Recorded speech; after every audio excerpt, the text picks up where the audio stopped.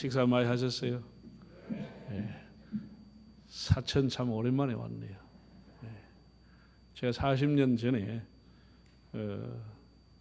다평교회 제가 목사로 3년을 섬겼습니다. 네. 그 목사 초년생이었는데 그때에 장로님들이 목사님 부임했으니까 시찰장님한테 먼저 인사를 해야 되겠습니다. 그래서 그러시자고. 그래서 왔는데 그때 사천읍교회 평화동인가 있었던 그 교회 이선우 목사님이 시찰장이었어요. 그래서 인사를 드리고 제가 다평교회 부임한 목사입니다. 아이 그러냐고 기도해 주셨던 그 기억이 생각이 납니다. 오늘 이제 구역장들 헌신 예배고 한데 무슨 말씀을 드릴까 생각하다가 오늘 본문과 이 제목을 가지고 함께 은혜를 받고자 합니다. 불에 대한 얘기를 좀 해보겠습니다. 불.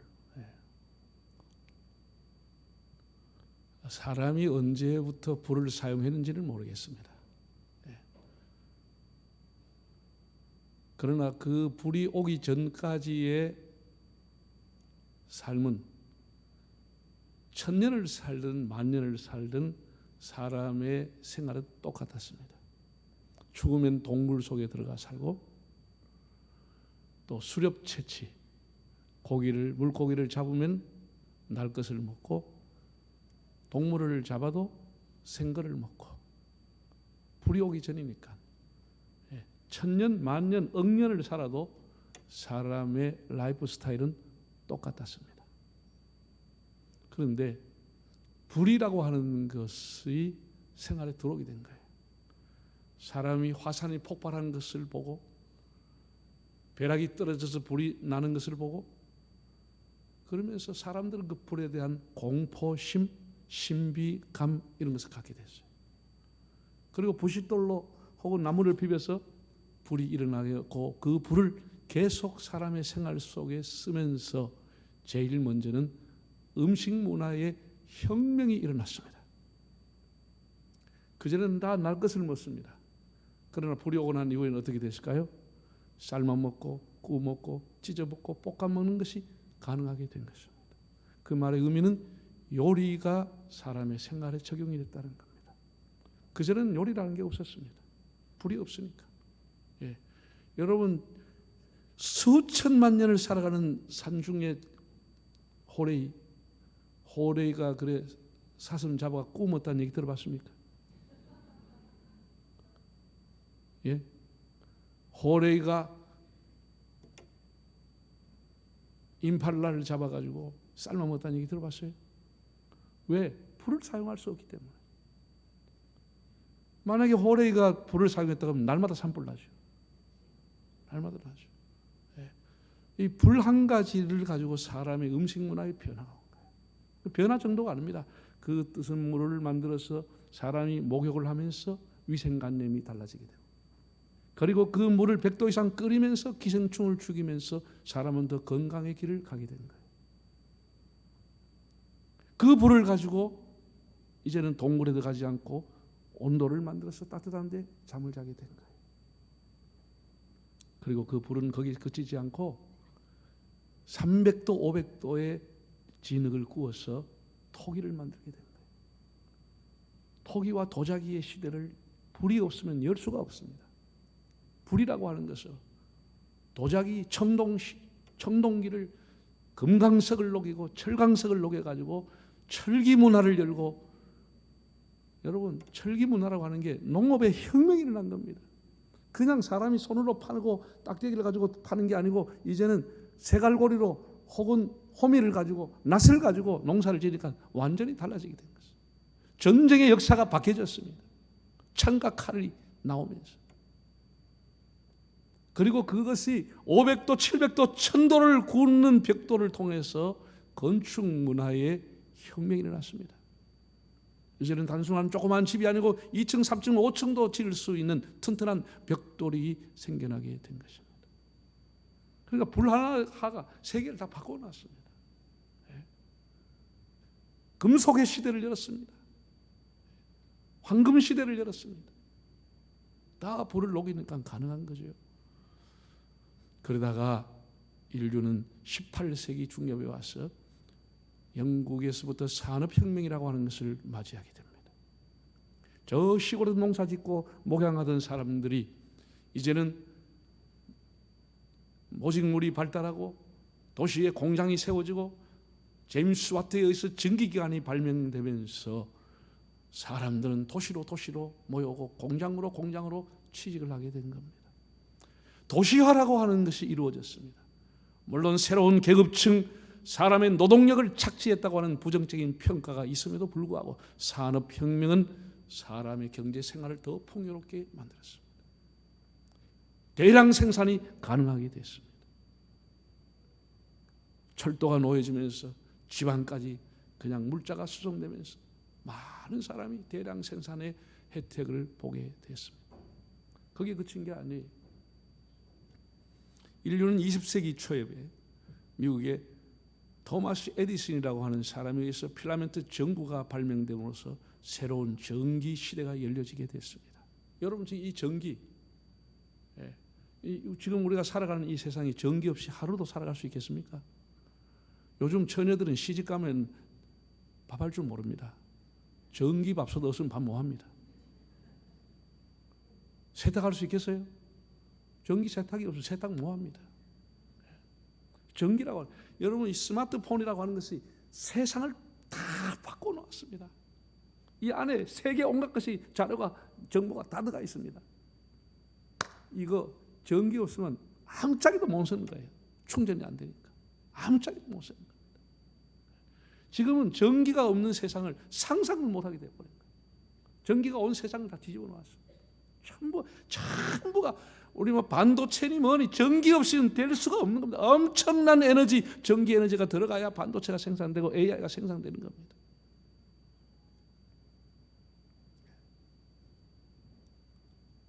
인류는 거기서 끝나지 않고 제3의 불이라고 하는 19세기 20세기 중엽에 와서 원자핵을 원자로 방사선의 불을 맞이하게 됩니다. 2차 세계대전이 일어나면서 독일의 히틀러가 원자폭탄 개발을 착수했습니다. 이 정보를 입수했던 당시의 미국의 루즈벨트 대통령이 당대 미국의 최고의 물리학자인 줄리어스 오펜하이머라고 하는 학자에게 많은 물질과 많은 사람을 대주면서 독일이 개발하기 전에 우리 미국이 먼저 원자탄 개발에 성공해야 된다. 유명한 맨하탄 프로젝트를 가동을 했습니다. 그 결과 미국은 1945년에 세계 최초의 원자폭탄을 개발해 성공을 하고 그리고 일본 히로시마와 나가사키의 실전에 사용하게 됨으로써 일본이 항복하고 우리는 해방을 맞이했습니다. 소량의 우라늄과 소량의 플루토늄을 통해서 엄청난 폭발을 통해서 대량의 에너지 전기를 생산해낼 수 있다고 하는 것은 전기 수요가 급증하는 이 시대에 꼭 필요한 것임에도 불구하고 이것은 대량 살상이라고 하는 딜레마에 빠지게 된 겁니다. 구소련의 체르노빌, 일본의 후쿠시마 원폭의 폭발을 통해서 엄청난 사람들은 그 일본 히로시마 이런 것을 보면서 사람은 이것이 큰 재앙을 가져올 수 있다. 지구의 종말을 가져올 수 있다라고 두려워하게 된 겁니다. 우리나라 정권이 바뀔 때마다 원전을 더 가동하느냐, 원전 생산을 중단하느냐, 그래서 엄청난 민의가 그냥 반으로 쪼개지고 나라가 갈등이 되고 그렇게 해왔습니다. 그럼에도 불구하고 이 원자력이라고 하는 이것은 사람의 암을 진단하고 치료하는데 엄청난 공헌을 하게 됩니다. 여러분 사람은 과거에 그냥 이런 것이 나오기 전에는 사람이 아프다. 그럼 몸 안에 있는 뼈가 어디가 부러졌는지 금이 갔는지 모르는 거예요. 그래서 그래 그거다 그래 그거 파스 갖다 붙이고 그거 뭐 어떻게 물리치료 해보려고 하는데 지금은 그런 게 아니에요. 엑스레이 딱 사진 찍으면 정확하게 금이 가는지 깨졌는지 답이 나와버립니다. 그리고 정확한 진단과 정확한 치료를 할 수 있고 항암 치료를 할 수 있게 됩니다. 치료의 진단과 그리고 예방, 이것을 엄청난 공헌을 하게 되는 거예요. 그 외에도 우리가 세계 여행을 다니면 그 캐리어 속에 막 수건으로 똘똘똘똘 감고 해도 다 통과하면 X선이 그 안에 투과해가지고 그 안에 뭐가 이제 싹 드러나는 거예요. 그래서 사람을 더 안전하게 하는 거예요. 안전하게 하는 거예요. 자, 이런 사람에게 유익을 줌에도 불구하고 대량살상이라고 하는 것 때문에 인류는 딜레마에 빠지게 된 거예요. 어쨌든 우리가 지나가는 과거를 돌아보면 그 불이 하나 발견이 될 때마다 세상은 바뀌었습니다. 엄청나게 바뀌었어요. 조금 바뀌는 정도가 아닙니다. 대혁명이 일어났습니다. 그러면 성경은 불에 대해서 뭐라고 할까요? 성경은 불에 대해서 심판의 도구다, 하나님의 심판의 도구였음을 보여주고 있습니다. 창세기 보면은 소돔과 고모라가 죄악이 관영했을 때 하나님은 유황불로서 그 도시를 쓸어버리고 녹였다고 그랬어요. 하늘에 불이 떨어졌다고 그랬어요. 불은 하나님의 뭐라고요? 갑자기 사람들이 이상하네요. 말 안 하기로 뭐 서로 합의 봤습니까? 불은 하나님의 뭐라고요? 심판의 도구였습니다. 심판의 도구. 성경이 끝난 이 세상은 결국은 요한계시록으로 가고 있습니다. 요한계시록으로 가고 있는데 요한계시록 끝나는 지점이 무슨 얘기를 하고 있습니까? 예수 믿지 않은 자는 마지막 날 뜨거운 불 속에 던져진 그 지옥불에 들어간다고 성경은 가르치고 있습니다. 그 불은 뭘 의미해요? 하나님의 심판을 의미하는 겁니다. 심판이에요. 불은 하나님의 심판이에요. 출애굽 과정에서도 고란과 다담 이런 사람들이 모세를 대적했을 때 그 앞에 불이 나오고 땅이 갈라져서 250명이 그 자리에서 죽었습니다. 불은 하나님의 심판이에요. 뿐 아니라 불은 하나님의 임재와 능력, 영광의 상징이었습니다. 하나님은 불 붙는 가시덤불 속에서 모세를 불렀습니다. 한마디로 불덩거리 속에서 모세를 불러냈습니다. 모세야 모세야, 불 속에 임재하시는 하나님. 하나님은 불기둥 속에서 그 백성을 인도했습니다. 하나님의 임재와 영광의 상징이었습니다. 엘리야가 갈멜산 제단에서 기도할 때 하늘에서 불이 떨어졌어. 그 제단의 모든 제물을 태우고 도랑의 흙까지 핫았다고 그랬습니다. 하나님의 불, 그것은 하나님의 능력의 상징입니다. 오늘 성경 본문은 레위기서는 굉장히 중요한 내용이에요. 우리가 구약 성경 전체 몇 권이죠? 어떤 사람은 한 권입니다 하는 사람도 있어요. 뭐 틀린 건 아닙니다. 한 거죠. 뭐 성경사 합해가 한 거이니까. 틀린 건 아닌데 좀 그래도 조금 내가 이런 물을 때 한 거이라고 묻는 게 아니고 구약이 몇 거이라고요?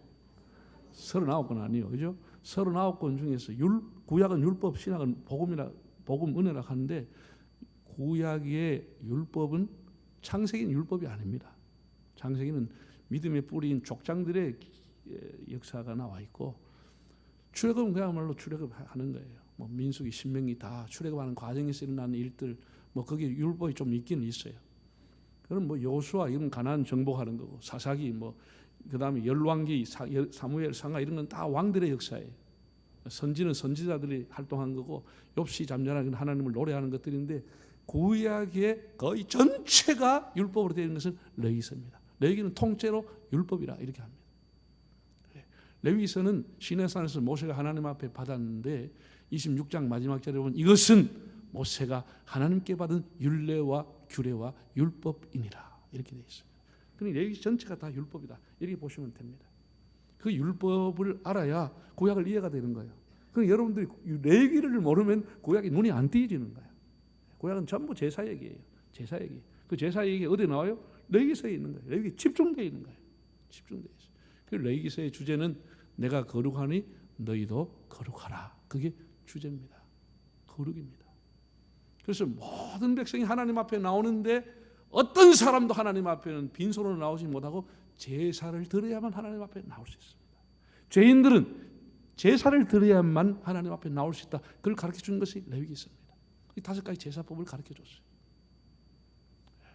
그리고 사람과의 사회 공동체 생활이라고 하는 것은 어떻게 해야 거룩하게 되겠느냐? 먹을 것과 먹지 말아야 될 것, 입을 것과 입지 말아야 될 것, 이걸 세세하게 하나님 말씀해 놓은 것이 레위기 있습니다. 그게 다 율법이에요. 그래서 여러분, 대제사장도 하나님 앞에 그냥 나올 수 없었어요. 다 제사와 제물을 가지고 하나님 앞에 나왔습니다. 어떤 사람, 물론 이제 출애굽하기 전까지는 모세와 이삭과 야곱도 제사를 지냈습니다. 자기가 원하는 장소에 가서 자기가 원하는 제물을 가지고 하나님 앞에 드렸습니다. 하나님 받으셨어요. 그런데 이제는 출애굽 이후에는 하나님이 모세와 아론이라고 하는 사람을 통해서 이렇게 이런 제물을 가지고 이렇게 제사를 드려야 된다라고 명시를 해놓은 게 레위기 있어요. 그래서 구약의 제사는 3대 조건이 있어야 제사가 돼요.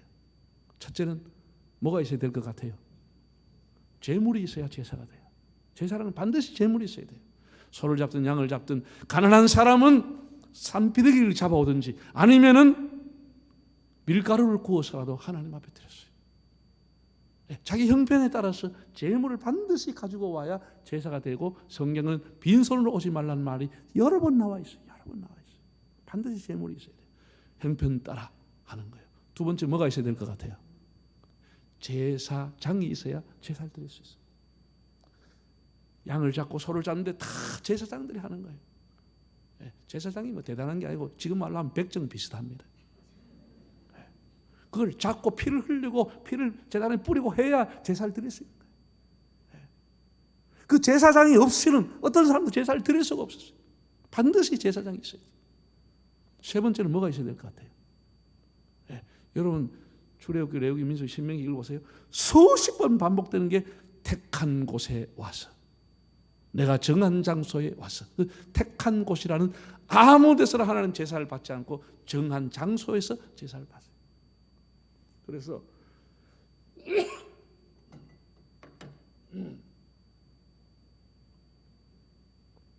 세 가지입니다. 첫째는 뭐라고요? 제물이 있어야 돼요. 두 번째는 제사장이 있어야 돼요. 세 번째는 택한 장소가 성막입니다. 하나님의 영광이 있게 하시는 성막, 여기 와서 제사를 드리는 거예요. 성막 안에 번제단이라는 게 있었습니다. 번제단, 성막 입구에. 지금은 그렇지 않아요. 지금은 제사가 예배라는 개념으로 바뀌어졌는데, 지금은 여러분 목사님, 제사장 도움 필요 없어요. 여러분이 가정에서나 어디서나 다 우리가 누구든지 우리 영적인 제사장으로 제사를 드릴 수 있게 됐어요. 예수님이 십자가에 못 박혀 돌아가시면서 성전 휘장이 찢어지면서 누구든지 담대히 하나님 앞에 나가 예배할 수 있게 된 거예요. 이게 우리에게 주신 하나님의 가장 큰 축복이에요. 누구든지 담대히 하나님 앞에 나가 예수님의 이름으로, 그분이 우리의 속죄 제물이 됐기 때문에 그분의 이름으로 예배를 드리는 것이에요.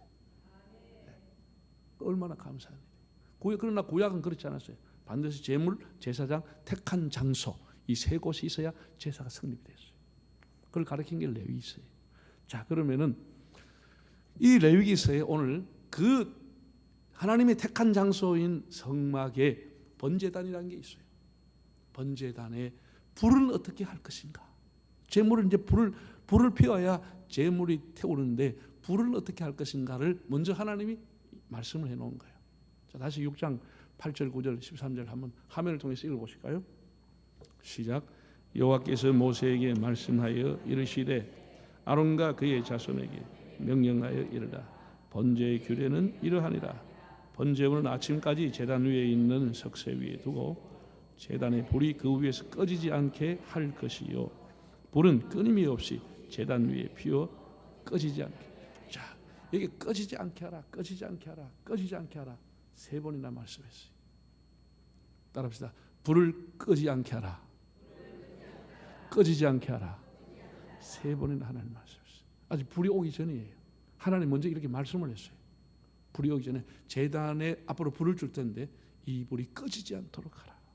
그래서 그 레위인이라는 사람이 하나님 앞에 구별된 성직자들이 이 불을 끄지 않기 위해서 불당번을 만들어서 불침번을 하고 불씨를 살려가지고 계속해서 그걸 가지고 제사를 수백 년을 지내게 되는 거예요. 수백 년을 지내게 되는 거예요. 아직도 불은 오지 않았어요. 불 오기 전에 하나님은 이 불을 줄 텐데 불을 끄지 마라. 이렇게 경고성으로 3번이나 불 끄지 마라고 했어요. 이걸가 제사를 지내라. 그리고 9장에 가면은 인류 최초로 하나님이 만드신 율법에 의해서 하나님의 방법에 의해서 아론이라는 대제사장이 최초로 제사를 드립니다. 너무나 참 감격스러운 장면이에요. 물론 그 전에 제사는 있었습니다. 내가 좀 전에 말씀한 것처럼 자기들이 생각난 대로 제사를 드렸습니다. 이제 하나님이 명하신 법 따라 첫 번째 제사가 아론에 의해서 제사를 지내는 것입니다. 이게 9장에 나와요.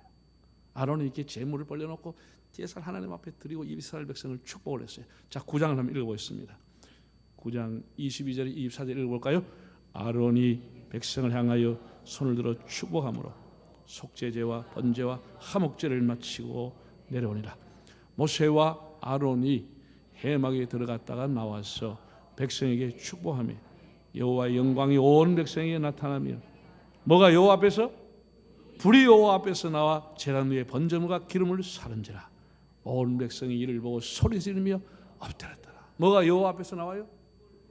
하나님이 최초로 번제단에 불을 주신 내용이 나와 있습니다. 이제 이 불을 가지고 제사를 드리라는 거예요. 제사를 지내라는 거예요. 여러분, 많은 백성이 아론이 떨리는 마음으로 하나님이 하시는 방법대로 다 제물을 올려가 각을 때가 제물을 올려놓고 이스라엘 백성을 축복하고 내려왔는데 하늘에서 불이 떨어지는 거예요. 사람들이 어떻게 해요? 소리 지르고 엎드렸다는 말에 우리말로 하면 기절 초풍해 버린 거예요. 다 기절해 버린 거예요. 하늘에서 불이 떨어졌어요. 그리고 제물을 살라버렸어요. 이상근 목사님은 이 본문을 주석하기를 이것은 인류 최초에 허락하신 성화이다. 이 성화가 내려왔다고 하는 것은 아론의 제사를 하나님이 받으셨다는 증거이다고 해석을 했습니다. 인류 최초에 뭐라고요? 성화. 올림픽 성화가 아니고 인류 최초로 내려주신 하나님의 불 성화다. 그리고 이 성화가 내려와서 제물을 태웠다고 하는 것은 아론의 제사를 하나님 받으셨다. 그런 의미였다고 했습니다. 자, 이 불이 수백 년을 타올랐습니다. 왕들이 범죄해도 심지어는 제사장들 중에 타락한 사람이 있어도 이 번제단의 불은 불씨가 꺼지지 않고 타올랐습니다. 성막의 불은 타올랐고 그 번제단의 불은 타올라서 수많은 사람이 하나님 앞에 나와 제사를 지냈습니다. 그런데 솔로몬이 주전 959년에 성전을 짓게 됩니다. 성막이라고 하는 것은 이동식이었고 성전은 고정식이었습니다. 7년을 걸쳐서 어마어마한 사람과 어마어마한 물자를 동원해서 물론 다윗이 다 준비한 것입니다. 솔로몬이 성전을 지었습니다. 수많은 소떼와 양떼를 하나님 앞에 잡고 그리고 문무백관과 온 백성과 함께 기브온 산당 저 성전에서 봉헌식을 거행했습니다. 예, 거국적 행사입니다. 하나님 앞에 성전 봉헌식을 했습니다. 그때 놀라운 일이 다시 일어나게 됩니다. 자, 한번 보겠어요. 예, 역대하 7장 1절에서 3절 읽어보실까요? 솔로몬이 기도를 마침에 불이 하늘에서부터 내려와서 그 번제물과 제물들을 사르고 여호와의 영광이 그 성전에 가득하니 여호와의 영광이 여호와의 전에 가득함으로 제사장들이 여호와의 전으로 능히 들어가지 못하였고 3절에 보면 이스라엘 모든 자손은 불이 내리는 것과 여호와의 영광이 성전 위에 있는 것을 보고 돌을 깐 땅에 엎드려 경배하며 여호와께 감사히 이르되 선하시도다 그의 인자하심이 영원하도다 하니라. 불이 어디서 내려와? 하나님 앞에 다시 새 성전에 불이 떨어지는 거예요. 이제는 성막의 시대가 끝나고 새로운 성전의 시대가 도래하면서 하나님이 그 솔로몬의 성전에 불이 떨어졌다 그랬어요. 모든 백성이 박석 위에 돌로 깐 돌 위에 다 엎드렸다 기절했다는 거예요. 하늘에서 불이 떨어져. 여러분 예배 중에 하늘에 불이 떨어지면 여러분 가만 앉아 있겠어요? 다 기절을 하고 자빠집니다. 기절에 나가 떨어집니다. 기절 초풍이라고 그랬어요. 초풍 못 따랐으면 중풍이 옵니다. 기절했을 때 잘해야 그 중풍이 살아나는 거예요. 다 기절해 버린 거예요. 너무나 신비로 하늘에서 불이 떨어진 거예요. 하늘에서 불이 떨어진 거예요. 그리고 이 불이 수백 년을 타오르면서 하나님 앞에 제사를 드렸습니다. 좀 전에 제가 9장에 아론이 첫 번째 제사를 지냈다 그랬잖아요. 그때 하늘에서 불이 떨어졌잖아요. 하나님이 이 불을 끄지 말고 제사를 지내라고 하신 거예요. 그런데 그게 9장에 일어난 일이야. 집에 가서 나중에 10장을 읽어보라 어떤 일이 나는지. 바로 그 뒤에 일어난 사건은 아론의 아들인 나답과 아비후, 장차 대제사장이 될 나답 그리고 아비후가 하나님 앞에 제사를 드렸는데 다른 불로 제사를 드렸다가 하나님 그 자리에 쳐버렸어요. 그 자리에 타 죽어버렸어요. 다른 불을 하나님 받지 않아요. 다른 불은 하나님이 그냥 쳐버렸어요. 그 자리에 직사했어요. 타 죽었어요. 장차 대제사장 될 사람들 하나님 그냥 타 죽어버렸어요. 아론의 아들들. 하나님 다른 불은 받지 않아요. 하나님이 주신 그 불로 제사 지내기를 원하신 거예요. 그래서 그 불이 솔로몬 때 다시 떨어져서 다시 불이 수백 년을 타올랐어요. 그러다가 주전 587년에 바벨론의 느부갓네살이라는 포악한 왕이 예루살렘을 세 번이나 에워싸면서 결국은 토성을 쌓고 예루살렘을 함락시켜버렸어요. 함락시켜.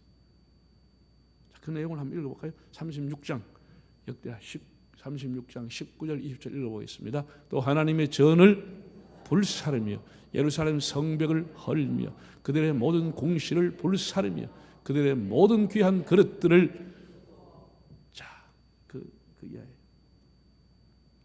이 느부갓네살이라는 사람이 얼마나 포악했는지 예루살렘 성만 다 불지른 게 아니고 성전까지 다 태워버렸어요.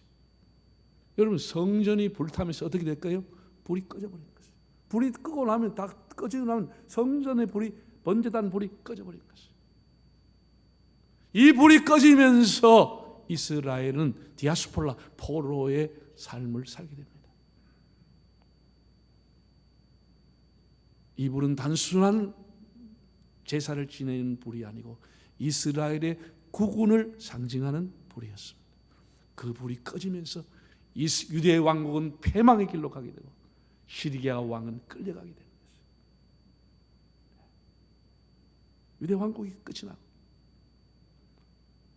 패망의 길로 가고 바벨론의 70년 포로 생활을 하게 되는 겁니다. 제일 마지막 왕이었던 유다 왕 시드기야라고 하는 사람이 있어요. 이 사람은 예레미야가 수십 번 가서 하나님 앞에 돌아오고 건면했습니다. 하나님이 이렇게 말씀했습니다. 왕이여 하나님 앞에 돌아오시죠. 그때마다 그냥 삭둑삭둑 가위로 율법을 잘라가지고 하루벌에 집어던지고 하나님 말씀 멸시하고 무시했어요. 여러 번 하나님이 기회를 줬어요. 하나님이 그 백성을 아끼사 부지런히 선지자를 보내서 돌아오라고 했어요. 그러나 그 말씀 듣지 않았어요. 하나님이 결국은 포악한 바벨론의 느부갓네살을 통해서 시드기야의 최후가 이렇습니다. 시드기야는 자기의 눈을 뜨고 마지막 본 광경은 자기의 아들들이 참수당하였습니다. 왕자들을 다 참수해버렸습니다. 그리고 자기의 처와 비빈들 처첩을 다 죽여버렸어요. 자기 눈앞에서. 그리고 마지막으로 그 느부사라단이라고 하는 사령관이 더 포악해서 이 사람이 시뻘겋게 단 인도를 가져와서 시드기야의 돈을 찔러버렸어요. 그는 눈이 빠진 채 노사슬에 묶여서 수천리 바벨론으로 끌려가게 됩니다. 하나님의 불을 지키지 못하는 왕의 최후가 어떻게 되는가를 성경은 명확하게 기록해 놓았습니다. 너무나 비참하게 기록해 놓았습니다. 열왕기하 25장 7절을 보면 이렇게 기록했습니다. 그들이 시드기야의 아들들을 그들의 눈앞에서 죽이고 시드기야의 두 눈을 빼고 노사슬로 그를 결박하여 바벨론으로 끌고 가더라. 이게 유대 왕 패망의 마지막 왕이었던 시드기야의 모습입니다. 하나님의 번제단의 불을 지키지 못하고 그 불이 꺼져버렸던 왕이 나라의 패망과 함께 자신의 삶이 다 무너지는 것이에요. 이게 구약에 나온 내용이에요. 구약에 나온 불이에요. 자, 그러면 이제 신약에 넘어가겠습니다. 예수님이 오시기 6개월 전에 온 사람이 누구죠? 네? 세례 요한이죠. 세례 요한이 예수님에 대해서 소개를 했어요. 마태복음 3장 11절 한번 읽어보실까요? 뭐라고 소개했는지? 나는 너희로 회개하게 하기 위하여 물로 세례를 베풀거니와 내 뒤에 오신 이는 나보다 능력이 많으시니 나는 그의 신을 들기도 감당하지 못하겠노라. 그는 뭐로? 성령과 불로 너희 세례를 베푸실 것이요. 그들은 성령 세례, 불 세례를 주실 분이 오신다. 불로 세례를 주실 분이 오신다고 소개를 했습니다. 그 어떤 사람도 불 세례를 준 사람은 지금까지 없었습니다. 그런데 예수님은 불로 세례를 주실 분이다. 불 세례를 주실 분이 오신다. 이렇게 세례 요한이 예수님을 소개를 했어요. 불 세례를 주실 분이라고 했어요. 다시 불이 등장을 했습니다. 예수님이 오신 목적을 예수님 스스로가 밝혔습니다. 인자가 온 것은 섬김을 받으려 함이 아니라 도리어 섬기려 하고 많은 백성을 나의 속죄 제물로 삼기 위해서 왔다.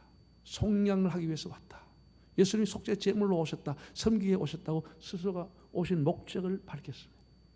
그 목적 외에도 예수님 스스로가 당신이 오신 목적을 또 밝힌 곳이 있습니다. 왜 오셨느냐? 누가복음 12장 49절을 한번 화면을 통해서 읽어볼까요? 시작. 내가 불을 땅에 던지러 왔노니 이 불이 이미 붙었으면 내가 무엇을 원하노? 자 보세요. 예수님 하신 말씀이에요. 이 불이 붙었으면 난 오지 않았다는 거예요.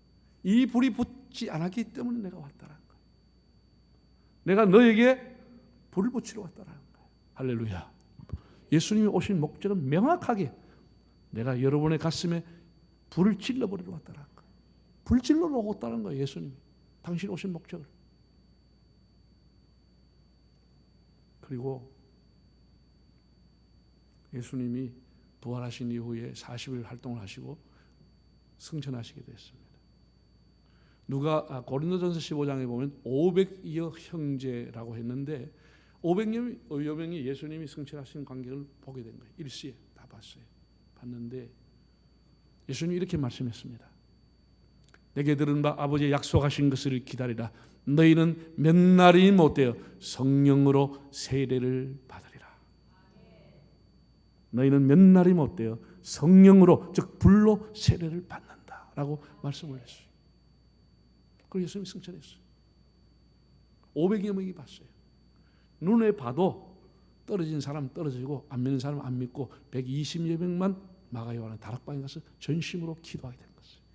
그건 예수님 육신의 어머니 마리아도 거기 들어가 있었어요. 다 기도에 전심으로 힘썼다고 그랬어요. 그 기도한 중에 어떤 일이 나지요?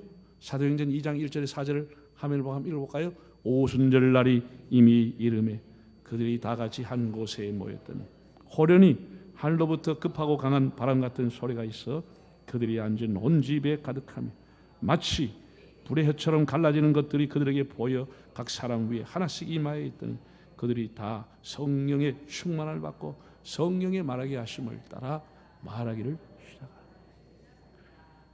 그들이 약속을 믿고 하나님 앞에 기도하는 가운데 성령의 불이 떨어지기 시작합니다. 성령의 불이 떨어졌어요.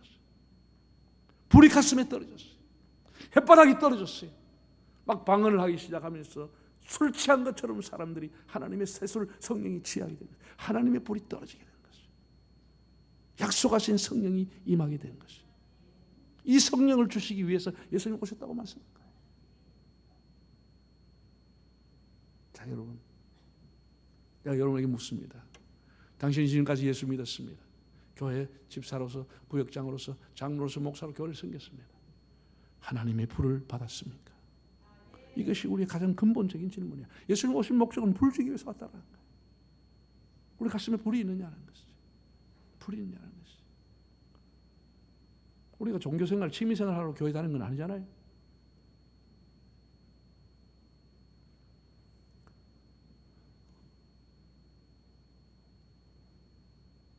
우리 기독교를 이제 조금 이제 세세하게 이렇게 나눌 수도 있고 비판할 수도 있는데 예수님 이후에 우리 기독교는 크게 세계에서 지금까지 세 가지 갈래가 있다고 봅니다. 첫 번째는 로만 가톨릭 처치, 우리가 말하는 천주교회, 기독교의 큰 줄기 중에 하나입니다. 두 번째는 그리스에서 일어난 그리스 오스독스 정교회라고 하는 들어보셨죠? 그걸 동방정교회라고도 불러요. 러시아도 정교회, 우크라이나도 정교회, 정교회가 꽤나 많습니다. 그 동방정교회 혹은 정교회라고 부릅니다. 세 번째는 1517년 마틴 루터와 이어지는 장 깔빈에서 세워진 개혁교회, 이걸 개신교라고 하는 거예요. 그건 뭐예요? 지금 장로교, 감리교, 성결교, 순복음 이 전부 다 개신교, 개혁교회들이에요. 그래서 큰 덩치가 첫 번째는 뭐라고? 로만 가톨릭 처치. 두 번째는 정교회. 세 번째는 우리가 소위 말하는 기독교 개신교입니다. 이건데 다 칼라는 조금씩 다 달라요. 서로를 비판하고 있어요. 그럼에도 불구하고 이 기독교의 공통점이 하나가 있는데 그 하나는 뭐냐? 첫 번째 교회는 예루살렘 다락방 교회다. 이거는 세계 교회가 공히 고백하는 거예요. 예루살렘의 다락방 교회가 인류 최초에 시작한 교회다. 주님이 시작한 교회다. 성령이 시작한 교회다. 그거는 성령의 불이 떨어진 그것이 교회의 시작이라고 했어요. 여기까지 이해가 되시죠? 이해가 안 되면 신학서적을 사보시기 바랍니다. 자, 보세요. 첫 번째 교회는 예루살렘 다락방에 성령의 불이 떨어진 것이 첫 번째 교회. 그럼 사천읍 교회 역사가 몇 년 됐어요? 꽤나 오래된 줄 알고 있는데 엄마 118년이네. 아이고 엄마도 할매다 118년. 대단한 역사입니다. 118년 대단한 역사입니다. 진짜 대단하네. 118년 동안에. 자, 그러면 여러분 상상을 해보세요. 약 120년 전에 사천읍교회를 세웠던 사람은 어떤 사람이었을까? 이 당시에 여기에 있는 사천에 살고 있는 주지들이 양반들이 모여가지고 야, 뭐 서양에서는 교회를 한다는데 우리도 교회 한번 해볼까? 니 좀 돈 팔아 돈 좀 내라. 난 돈 낼게. 이래가 교회를 시작했을까요? 아니면 초가집에서 가난한 사람들이지만 하나님 앞에 불 받고 성령 받은 사람이 하나님의 뜻을 이루기 위해서 교회를 시작했을까요? 1번 유지들이 돈 내서, 2번 가난하지만 하나님 앞에 불 받은 사람들. 시작. 교회는 어느 교회든 다 그렇게 시작하는 거예요. 그래서 새방에서, 지하실에서 혹은 가난한 초가집에서 다 이렇게 시작하는 거예요. 그러나 어떤 사람이 중요하잖아요. 하나님의 불을 받은 사람, 성령의 불을 받은 사람이 시작한 것이 교회예요. 그 불이 118년을 타오르는 것이 오늘 사천읍 교회예요. 이 불을 중간에 꺼졌으면 이 교회가 더 이상 존재하지 않아요. 교회는 왜 존재하느냐? 이 불을 계승하기 위해서 교회가 있는 거예요. 이 불을 끄지 않고 있어야 교회가 되는 거예요. 이 불이 꺼지면 더 이상 교회가 아니야. 교회가 아니라고. 이걸 잘 알았어야 돼요. 지나간 역대 목사님들, 역대 장로님들, 역대 권사님들 참 가난해 보이고 그 사람들이 참 별것 아닌 것처럼 보이지만 그분들이 눈물과 기도로 118년 동안 이 불이 꺼지지 않게 지켜오신 분들이에요. 그것이 교회예요. 그 불을 여러분이 이어가 지금 가고 있다고. 여러분 가고 있는 거예요. 자, 그러면 우리가 어떻게 해야 되겠어요? 어떻게 해야죠? 한번 따라하겠습니다. 예배의 불을 끄지 맙시다. 118년 이어왔어요. 예배가. 아마 6.25 때도 어딘 가서 사천읍교회 사람들이 모여서 예배 드렸을 거예요. 그 역사가 이어져 왔어요. 118년이니까 일제시대 때도 이어왔다는 거 아니에요? 그 핍박 속에 예배의 불을 끄면 더 이상 하나님 사람이 아니에요. 가장 중요한 게 여러분, 우리 교회가 여러 가지 교회 역할과 기능이 있어요. 교회는 서로 교제하는 기능도 있어요. 같이 식사를 나누고 또 성도들이 서로 교통하는 것과 사도신경에도 나오잖아. 그걸 디아코니아라고 그래요. 디아코니아. 또 코이노니아. 서로 섬기고 사귀는 거예요. 그런데 교회의 목적이 사귀는 것은 아니에요. 그게 근본적인 것은 아니에요. 교회의 가장 근본적인 목적은 뭐예요? 하나님을 예배하기 위해서 모이는 것이에요. 그래서 성전이라 구별된 집, 성전 거룩한 집이라고 하는 거예요. 하나님을 위한 집이에요. 모여가지고 라면 삶아 먹고 사치기, 그 다음에 고구마 삶아 먹고 사치기 사시 사빠뽀 하려고 모이는 게 아니야. 그게 목적은 아니라고. 목적이 뭐라고? 하나님 앞에 예배하는 게 목적이에요. 그게 가장 중요한 거예요. 그 예배를 소홀히 했다. 이거는 정말 자기가 하나님의 사람인지 아닌지 자기 스스로 돌아봐야 돼요. 우리 한국 교회가 가장 큰 그 손해를 본 게 코로나 때였어요.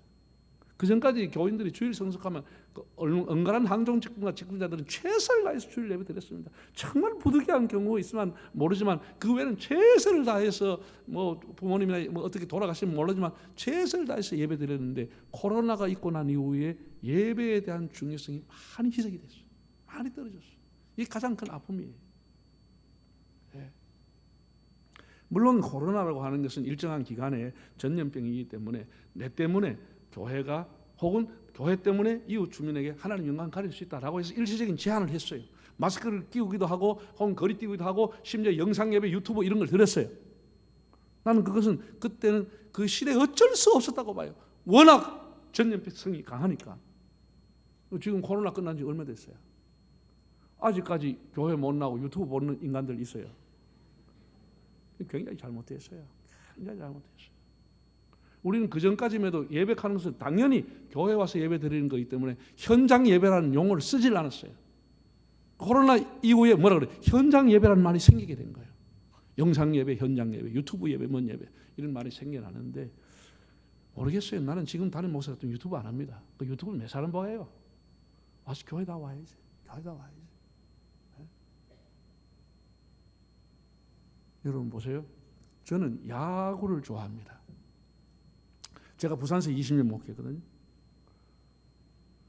부산은 여러분 알다시피 롯데 자이언츠입니다. 응원 대단합니다. 사직구장 터져나갑니다. 그 동네 사람 시끄러워 못 살겠다 할 정도로 터져나갑니다. 시합은 노다지 깨집니다. 응원 하나는 세계 최고입니다. 최고.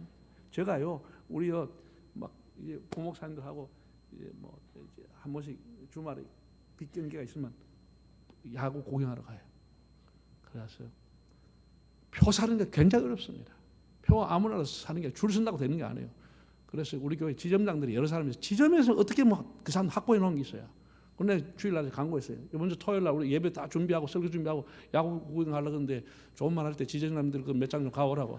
그러면 사무실 가면 10장이 와 있어요. 11장 와 있어요. 그걸 가지고 이제 보목사님하고 막 통닭하고 콜라 사가지고 갔어요. 막 응원을 하는데 들어간 입구에 벌써 그 이런 색깔로 된 주황색으로 된 봉지를 하나씩 줘. 다 줘. 그래서 아 이거 뭐 통닭 먹고 쓰레기 주워 오라는 말이구나. 그래 상식적으로 생각할 거 아니에요. 근데 아니야. 시작하면 조금 열받쳤다 하면 쓰레기 봉지를 훅 불어가 귀에 다 걸어가지고 섰다 앉았다 돌아와요 부산항에 개콜 맨날 깨져요. 맨날 깨져. 갈 때마다 깨져. 올 때는 그렇게 허전할 수가 없어. 갈 때는 그렇게 기대에 부풀었는데 완전히 풍산에 바람 빠진 것이 기가 막히게 깨지고 와요. 그리고 뭐 내가 교회에서 얘기했어요. 나 거기 가서 돌아온 부산항이 부른다. 그럼 거기 가서 보험성가를 불러야 됩니까, 여러분? 전부가 돌아와요 부산항이 서가 쳤다 앉았다 알렸네. 내가 자 예수님 찬양하면 저 사람 돌아나가게. 여러분 그런 건 지조가 아닙니다. 그 대신 내가 가사는 바꿔버리지. 돌아와요 주님 품에 그리운 내 형제요. 다른 데 가면 아메리카한테 여러분 그런 것도 없네요. 아, 그 희한한 사람들이네 진짜. 아니 다른 데 가면 박수도 치더라니까.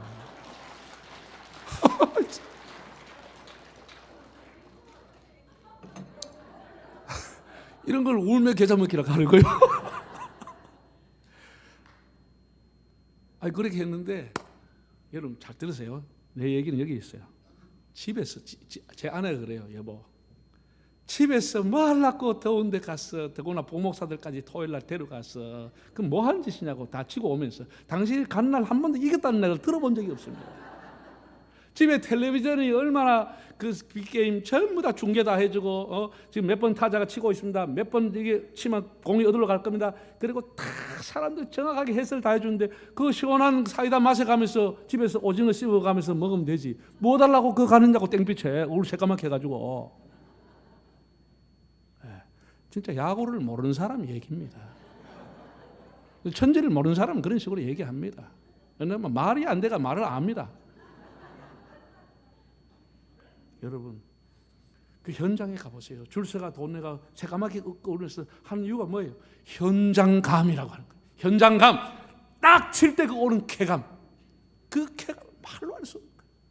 말로 할 수 없는 거예요. 딱 소리가 귀에 들립니다. 그러면 이 스트레스 다 날아갑니다. 당에 했던 스트레스 다 날아가는 거예요.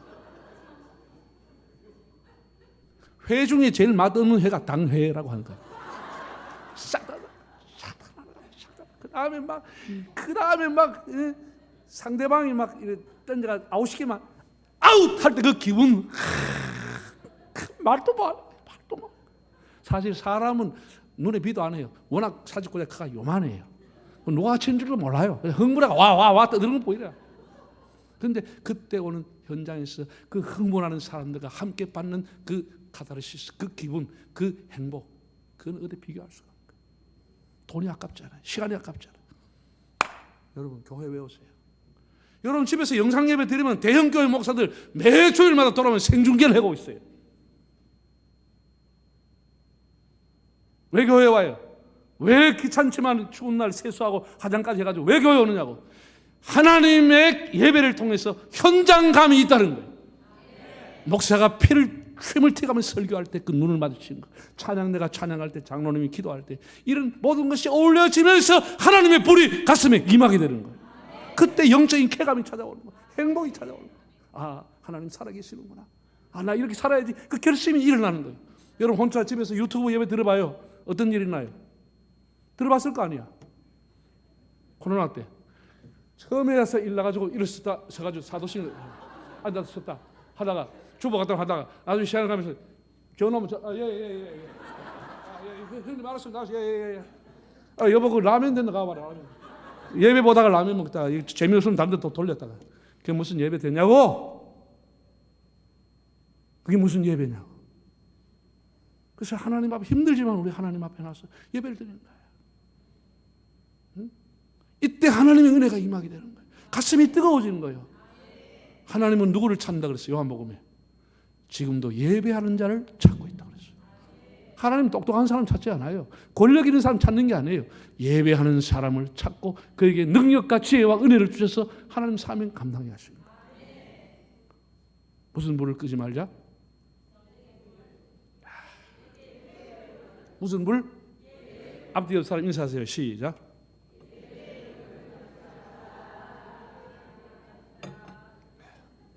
두 번째 얘기가 있어요. 따라합시다. 기도의 불을 끄지 맙시다. 이거는 뭐 제가 여러분에게 설명 안 해도 여러분 알 거 아니에요. 예. 교회는 예수님 말씀했어요. 내 집은 만민이 뭐 하는 집이라? 기도하는 집이라 그랬어요. 기도를 모르는 사람은 기독교를 몰라요. 기독교는 기도교회예요.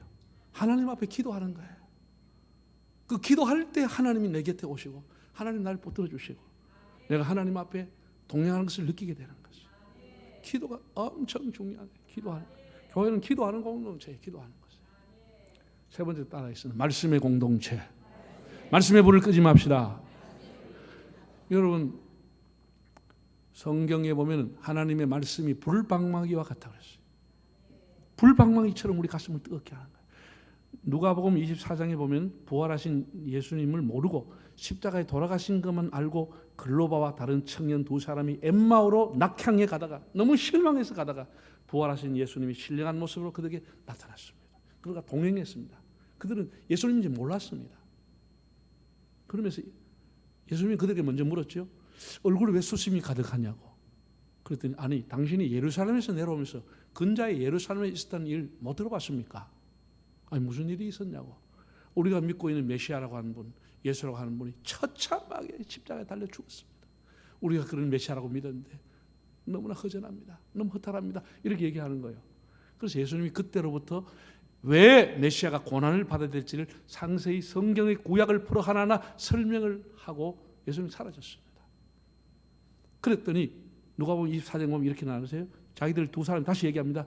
그분이 우리에게 말씀하실 때 우리의 가슴이 뜨겁지 아니하더냐. 그 뜨겁지 아니하더냐 밑에 간주에 뭐라고 되어 있냐. 그분이 우리에게 말씀하실 때 우리 가슴에 불붙지 않더냐. 뜨겁다고 하는 말이 불붙는다는 말과 동일하다. 여러분이 설교를 들을 때 여러분 개인이 성경을 묵상하고 성경을 읽을 때 하나님의 말씀이 여러분의 가슴을 뜨겁게 하는 거예요. 사명자로 살게 하는 거예요. 그래서 그 말씀의 불이 꺼지면 하나님하고 멀어지는 거예요. 그래서 주의 말씀을 가까이 하고 살아가는 거예요. 할렐루야. 몇 가지 불 끄지 말자 그랬어요. 첫째 뭐라고? 두 번째.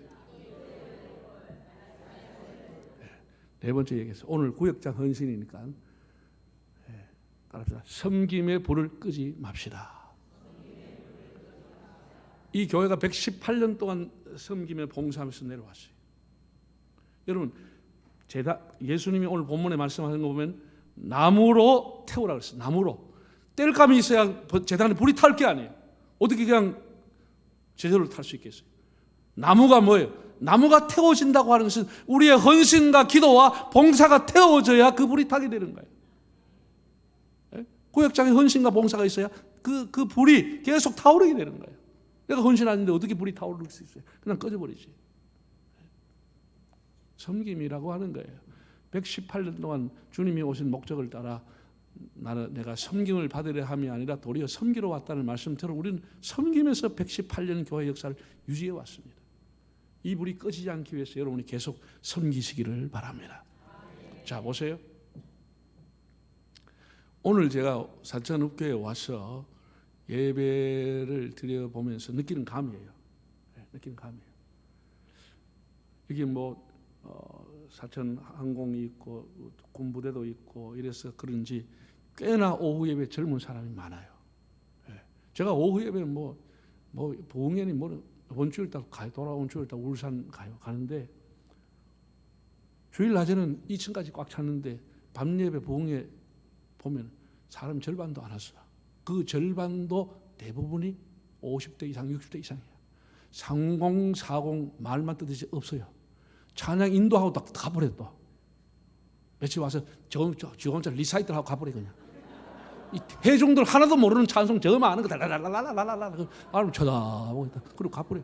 그리고 나 인도할 때 가버려 도 없어. 그건 내가 리사이틀이라 그러지 나를.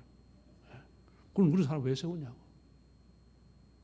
여러분 이 교회를 오늘까지 선교 이끌어오고 여기 역사 있게 한 사람 솔직히 굉장히 미안한 얘기인데 나이 많은 사람들이에요. 교회가 다음 세대 3040에 주력하고 예산을 투자하는 것 방향은 옳아요. 당연히 그렇게 해야 돼요. 저도 20년 동안 그렇게 해왔어요. 그래서 100억 이상 교육관을 지었어요. 다음 세대에 선물을 주자고 했어요. 우리 교회 주일학교 출석을 주일학교 많이 할 때 800명 이상이 나왔어요. 코로나 하면서 새가라지더라고. 그래서 교육관을 크게 지었어요. 100억대로 지었어요. 나올 때도 내가 교인들에게 다음 세대에 헌신하고 투자하라 그렇게 얘기를 했어요. 그런데 그것만 하면 안 된다고. 반드시 다음 세대와 실버 세대가 함께 가는 교회가 돼야 됩니다. 그 역사를 존중히 여기는 교회. 로마가 하루아침에 이루어지지 않는다는 말이 있잖아요. 하루아침에 이 교회가 되는 게 아니에요. 이 엄청난 예배당 지금 3040 모아 예배당 지만 50평도 못 지어요. 헌금할 사람 없어요. 젊은 사람 쓸 거는 많고 교회 헌금 뭐 합니다. 무슨 일을 해도 50, 60, 70 되는 사람이 1000만, 2000만 헌금하지 못합니다. 300만 달달달달 떨려가 뭐 합니다. 그만큼 쓸 게 많아요. 젊은 사람들. 난 나무래진 않아요. 근데 교회가 맨날 그거 3040 투자해가지고 주일학교 투자해가지고 얼마만큼 부흥했는지는 난 모르겠습니다. 그런데 이 교회를 헌신했던 사람들 위해서 여러분 뭘 헌신했어요? 예산 얼마나 투자해요? 얼마나 돌보고 있어요? 얼마나 섬기고 있어요? 나이 많은 노인이 자기 구역 안에 있어요. 그 노인이 이번 주일 오셨는지 안 오셨는지 병원에 가셔야 될지 밥은 곡기는 자시고 있는지 여러분 그거 섬겨보는 게 그게 구역장 아니에요? 그거 안 돌보려면 장로, 집사, 권사, 구역장이 왜 필요해요? 저희 어머니 작년에 97세에 천국 갔어요. 우리 어머니 권사님 은퇴한 지도 오래됐지만 우리 이웃에 있는 장로님, 집사님, 권사님들이 내가 아무리 모시고 올라 그래도 어머니는 야야 우리 장로님들 얼마나 잘하는데 너 집에 오면 내가 감옥에 온 것 같아. 나는 싫어요. 싫어. 그래서 어머니 집에서 계셨다. 장로님, 권사님, 집사님들이 모교에 날 와서 반찬해드리고 어머니 이불 자리 봐드리고 주일마다 어머니 모시고 예배드렸어요. 교회 오시고. 그게 교회 아니에요? 젊을 때 헌신하고 충성하고 헌금하고 온갖 다 했는데 늙어지면 네 알아서 해라. 각자 도생이지 뭐. 이게 교회가 맞냐고? 그건 교회가 아니지. 그건 교회가 아니지. 그 사람을 돌보라고 교회 조직이 있는 거 아니에요? 소외되고 약하고 가난하고 나 많은 사람 돌봐주라고 교회 구역이 있는 거 아니에요? 잘 나온 사람인데 구역장이 왜 있냐고. 그런 사람을 돌봐주는 게 교회예요. 그게 구역이에요. 그게 장로님, 진사님, 검사님 하는 역할이에요. 그 섬김이 불이 꺼지지 않고 이어지는 교회가 되기를 바랍니다. 그게 좋은 교회야. 그게 좋은 교회라. 우리 교회는 정말 젊은 사람들, 어른들 너무 잘 섬긴다. 자식들도 일을 못 한다. 이게 이렇게 돼야 교회가 되는 거야. 그렇지 않아요? 솔직히 여러분 물어보겠습니다. 자, 맞으면 맞다, 아니면 아니다. 자, 맞다, 아니다, 시작.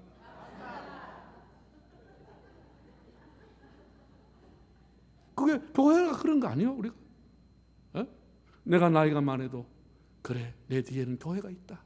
교회가 날 책임져 줄 거다. 야, 내가 자식들한테 갈 필요 없다. 내가 아들, 딸 너한테 필요 없다. 나한테 교회가 있다, 야, 아들아. 걱정하지 마라. 걱정하지. 이게 교회가 아니에요. 내가 이것을 우리 교회 마지막에 몇 번 설교하고 나왔어요. 꼭 이런 교회가 되라고. 이런 교회가 되라고. 밖에 가서 전도하는 거 해야 돼.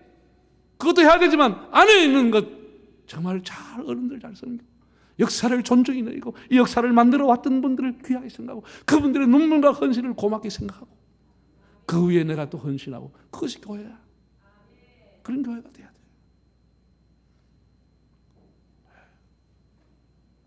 첫 번째 무슨 불 끄지 말자? 두 번째